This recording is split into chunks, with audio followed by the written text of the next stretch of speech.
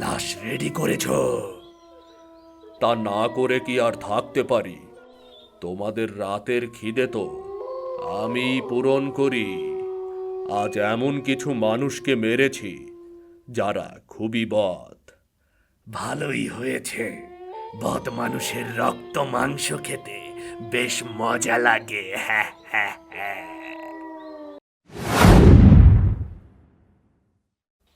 তোদের গ্রামটা আসলেই অনেক সুন্দর। এর আগে গ্রাম ঘোরার সৌভাগ্য আমার খুব কম হয়েছে। হ্যাঁ, এখনো আধুনিকতার ছোঁয়া পাইনি এই গ্রামে। জনসংখ্যা খুবই কম। তা আমরা কোথায় যাচ্ছি এখন? যাচ্ছি আমাদের গ্রামের দোকানে। দোকানপাট খুবই কম নাকি? হ্যাঁ, একটা মাত্রই দোকান। ওই দোকানটা বন্ধ থাকলে বাজিতখিলা বাজারে যেতে হয়, সেটা অনেক দূর রে। কথা বলতে বলতে আমি আর আমার বন্ধু গ্রামের দোকানে চলে গেলাম বাজার সদাই কিনতে। আমাকে দেখেই করিম কাকা বলল, কি খবর শামীম? ভালো আছি কাকা। তা কি লাগবে? চাল ডাল আরো অনেক কিছুই লাগবে। তবে কাকা, তোমার কি কিছু হয়েছে নাকি? কই, কিচ্ছু হয়নি আমার। 2 দিন দোকান খুললে না যে? দোকান খুলিনি কারণ সারা বছরের বাকির হিসাব মিলাতে মিলাতে মাথা খারাপ হয়ে গেছে। তা তুমি বাকি দাও কেন? বাকি না দিয়ে কি উপায় আছে রে? গ্রামে একটা মাত্র দোকান, তারা যাবে কোথায় বল? পরে যদি তোমার বাকি টাকা না দেয়, সব হিসাব আমি সুদে আসলে নিয়ে নেব। ও নিয়ে তুই চিন্তা করিস না, বুঝলি? আচ্ছা ঠিক আছে, সদাই দাও। শহরের বন্ধু, আপ্যায়ন করব কেমন? ভালো ভালো, বেশ ভালো। এত রাতে চলে যাবি? সকালে গেলে কি হয় না বন্ধু? তুই বুঝতে পারছিস না বন্ধু। অফিসের বস তাড়াতাড়ি খবর দিয়েছে, যেতে হবে বুঝলি। কালকে সকালের মধ্যে না গেলে চাকরি নিয়ে টানাটানি হবে রে। কি আর করার, তোকে বাস স্ট্যান্ড পর্যন্ত পৌঁছে দিয়ে আসি, চল। আমি আর আমার বন্ধু বাস স্ট্যান্ডের দিকে হাঁটছি। এখন রাত 9টা বাজে। সবাই ঘুমে আচ্ছন্ন। সন্ধ্যা হলেই এখানে সবাই ঘুমিয়ে পড়ে। আমার বন্ধুর গ্রাম ঘোরার বেশ শখ ছিল, তাই 3 দিন ছুটি পেয়ে সোজা আমাদের বাড়িতে চলে আসে। কিন্তু একদিন যেতে না যেতেই অফিসের বসের ডাকে তাকে আগেই চলে যেতে হচ্ছে। আর একটু দেরি হলে আজ আমার বন্ধু যেতে পারতো না। শেষ বাসটা ধরতে পেরেছে। এখন রাত 11টা বাজে। শীতের রাত, ঠান্ডা বাতাসে শরীরের পশম দাঁড়িয়ে যাচ্ছে। হাঁটতে হাঁটতে ছোটবেলার অনেক স্মৃতি মনে পড়ে যাচ্ছে। আমাদের বাড়িটা গ্রামের শেষ মাথায়। করিম কাকার দোকানের সামনে দিয়ে যেতে হয়। করিম কাকার দোকানের সামনে যেতেই দেখি করিম কাকার দোকান খোলা। এত রাতে তো দোকান খোলা থাকে না। হয়তো থাকে, আমি রাতে ঘুমিয়ে থাকার কারণে হয়তো জানি না। আমি করিম কাকার সামনে গিয়েই ভয়ে কেঁপে উঠলাম। দোকান তো আর সেই দোকান নেই। দোকান ভর্তি বেশ কয়েকটি লাশ। কাকা, এসব কি? তোমার দোকানে লাশ কেন? তুমি এখানে কি করছো এত রাতে? তোমার দোকান খোলা দেখে এদিকে আসলাম। কেন এসেছো? এখানে কি তোমার জন্য কিছু আছে?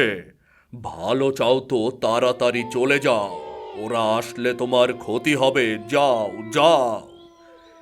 এ কি বলছো কাকা? কারা আসবে? আর কারাই বা ক্ষতি করবে? আর এখানে লাশ কেন? এই লাশগুলো আমি বিক্রি করি। করিম কাকার কথা শুনে আমার পায়ের নিচে থেকে মাটি সরে যায়। কাকা কি এই লাশগুলো চুরি করে এনেছে? কাকা, আমার প্রচন্ড ভয় করছে। তুমি কি বলছো এসব? আমি কি করব বলো? গ্রামের মানুষগুলো হয়েছে বদ। একজন বদ লোক আমার দোকানে বাকি খেয়ে ব্যবসার লাল বাতি জ্বালিয়ে দিয়েছে, তাই সবটাকে মেরে দিয়েছি। মেরে ফেলেছ মানে?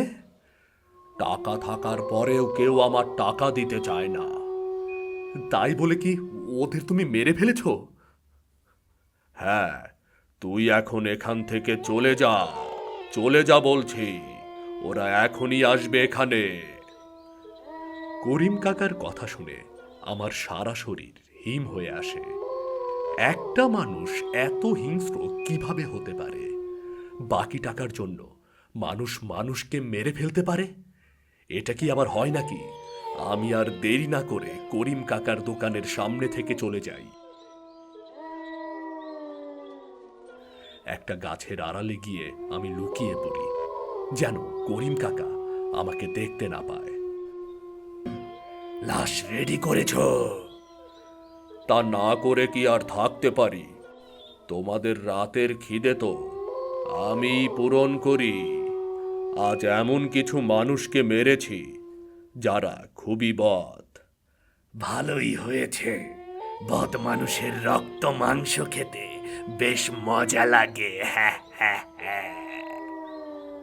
করিম কাকা ও ভয়ঙ্কর আত্মাদের কথা শুনে আমার অজ্ঞান হয়ে যাওয়ার মতো অবস্থা। নিজের চোখ ও কানকে আমি কিছুতেই বিশ্বাস করতে পারছি না। হঠাৎই দেখি করিম কাকা দোকানে নেই। এখনই তো করিম কাকা দোকানে ছিল, কোথায় উধাও হয়ে গেল? হঠাৎ ঘাড়ের কাছে ঠান্ডা নিঃশ্বাস অনুভূতি হতেই আমি কেঁপে উঠি। এক আকাশ পরিমাণ ভয় আমাকে ঘিরে ধরে। আমি ভয়ে ভয়ে পেছন ফিরি। ঠিক পেছনে করিম কাকা দাঁড়িয়ে। নিজেকে অনেক চালাক ভাবিস, তাই না? যারা নিজেকে চালাক ভাবে আমি তাদেরকে মেরে ওদের কাছে বিক্রি করে দেই। এখন তুই কি মরতে চাস? কাকা, আমাকে ছেড়ে দাও, আমি তো কিছু করিনি কাকা। তুই সব দেখেছিস আমার আসল রূপটা ছাড়া। হা হা। মানে? করিম কাকা ভয়ঙ্কর রূপ ধারণ করে, আর তাকে দেখে দম বন্ধ হয়ে আসে আমার। আমার সামনে ভয়ঙ্কর এক আত্মা দাঁড়িয়ে, আর তার চোখে যেন আগুন জ্বলছে। শরীরে ছোপ ছোপ রক্ত, বড় বড় দাঁত। কাকা, তুমিও? 6 মাস আগে আত্মাগুলোর হাতে আমি মরে যাই। ওই রাতে দোকান বন্ধ করতে অনেক দেরি করেছি আমি। হঠাৎই কতগুলো আত্মা এসে হাজির হয়। তাদের পেটে ছিল অসংখ্য খিদে। তারপর আর কি? আমাকে যেতে দাও, আমি কাউকে কিছু বলবো না, আমাকে যেতে দাও। তোকে বাঁচিয়ে রাখলেই তো তুই বলবি। ওই আত্মাগুলোর জন্য প্রতি রাতেই লাশের ব্যবস্থা করতে হয়, না হলে আমার পরিবারের মানুষকে হত্যা করবে। তুই বল, এত লাশ আমি কই পাবো? তাছাড়া শুধু শুধু মানুষকে হত্যা করাও তো পাপ। তাই সবাইকে বাকিতে সদাই দে। সময় মতো টাকা না দিলে তাদেরকে হত্যা করি। আহ আহ আহ আহ আহ আহ। কাকা, আমি তো কিছুই করিনি, আমাকে যেতে দাও, আমাকে যেতে দাও। তোকে বাঁচিয়ে রাখলে তুই সব জানিয়ে দিবি গ্রামবাসীকে। না না কাকা, আমি কাউকে কিছু বলবো না, আমাকে যেতে দাও। আমি এতিম একজন ছেলে, আমার মা বাবা কেউ নেই। তুমি তো সব কিছুই জানো কাকা, তুমি তো সব কিছুই জানো আমার ব্যাপারে। করিম কাকা কিছুক্ষণ চুপ থেকে বলে, তোর জন্য মায়া হয়, আমারও খুন করতে ভালো লাগে না। আমি আজই চলে যাব। কোথায় যাবে কাকা?